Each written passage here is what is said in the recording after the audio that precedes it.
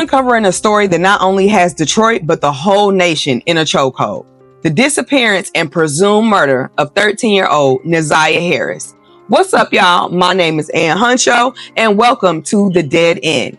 Make sure to subscribe and hit the notification bell so you can stay up to date on all of the crime stories that I'll cover. Whether you're a true crime enthusiast or somebody who just enjoys listening to true crime stories, this is going to be the perfect channel for you.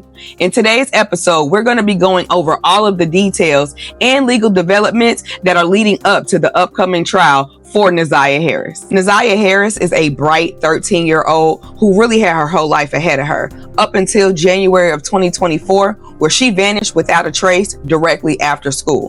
What followed was a long and painful investigation that began to raise questions about police response, child protection services, and the overall well-being of Naziyah Harris at home.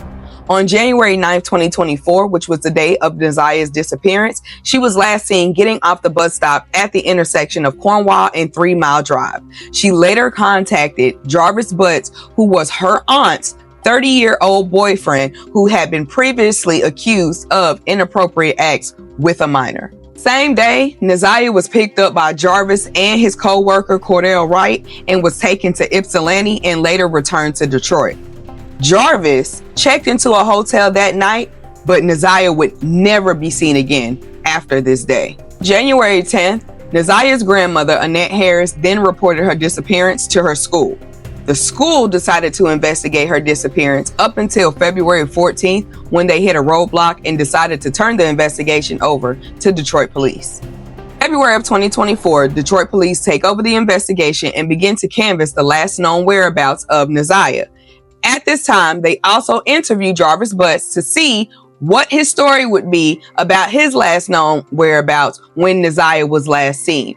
Jarvis claimed to be handling another legal matter outside of the disappearance of Naziyah Harris. In March of 2024, police search a pond near Gratiot Avenue and Quinn Road in Clinton Township. A few days later, a woman reports to have found Naziyah Harris's school ID along a sidewalk. She turned it over, realized it was Naziyah, called police, and immediately turned it in. Investigators found some of her clothing along 7 Mile and Berg near the Rogue River. The articles of clothing that they located were pink overalls, a black hoodie with some headphones inside, and one shoe.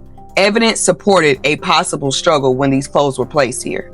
In August of 2024, a warrant was requested, but in September of 2024, Jarvis Butts was actually charged with premeditated murder, kidnapping, and other offenses, even though Naziyah Harris's body was never located. But I think the honestly most devastating part about this entire case is that all of this could have been prevented.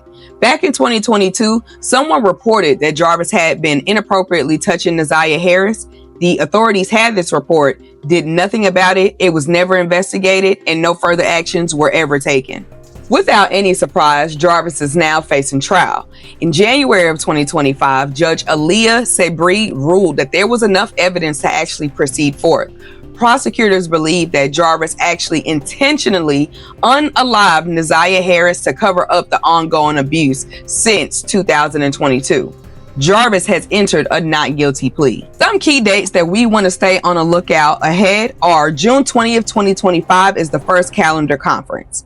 On October 6th, 2025, the jury selection will take place, and that is the expected start of the trial.